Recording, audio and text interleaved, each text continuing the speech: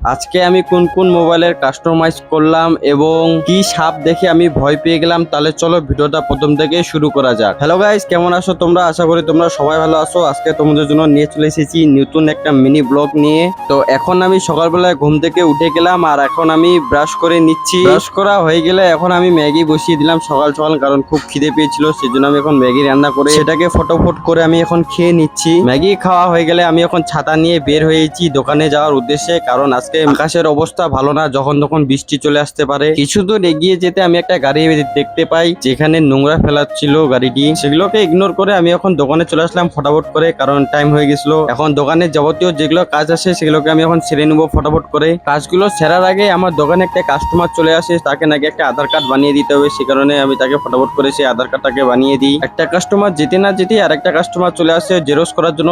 সব কাজ ছেড়ে ফেলার পরে আমার কাছে আরেকজন কাস্টমার চলে আসে বার্থডে ফ্রেম বানানোর জন্য, তাই আমি সবকিছু রেডি করার পরে তোমাদেরকে দেখাচ্ছি। আর এইদিকে দেখো ফটোটা এখন বার হচ্ছে, সেই ফটোটাকে আমি এখন ফ্রেমের মধ্যে রেডি করে দিব। এইসব কাজ করতে করতে দুপুর হয়ে যায়, আমি আবার হাতে ছাতা নিয়ে চলে যাচ্ছি বাড়িতে লাঞ্চ করার জন্য। আর বাড়িতে আসতে দেখি একটা বিশাল বড় সাপ, যেটা আমার পায়ের পাশ দিয়ে চলে গেছে একদম টাচ লাগিয়ে। আর এত ঠান্ডা করতেছিল, আমি তো পুরো ভয় পেয়ে গেছিলাম, শুধু আমাকে কামড়ায়নি, এটাই অনেক বড় ব্যাপার। তারপর খাওয়া দাওয়া করে আমি আবার দোকানে চলে আসছি, আর এদিকে কাস্টমার চলে আসছে তার মোবাইলটাকে কাস্টমাইজ করার জন্য, তাই আমি ফটাফট করে কাটিং করে নিচ্ছি। অনেকজন মোবাইলের কাস্টমাইজ করতে আসছিল, সেই কারণে দেখো কখন সন্ধ্যা হয়ে গেছে আমি বুঝতেই পারিনি। তারপর আমি তাদেরকে কাটিং করে মোবাইলের মধ্যে ফটাফট করে কাস্টমাইজ করে দেই। কাজ করতে করতে অনেক গরম লেগে গেছিল, তাই আমি এখন একটা কোল্ড ড্রিঙ্ক খেয়ে নিই, কারণ যা গরম পড়েছে। তারপরে রাত হয়ে যায় আর আমি বাড়ি চলে আসি। তো আজকের মতন ব্লগটা এতটাই। তোমাদের যদি ভালো লেগে থাকে তাহলে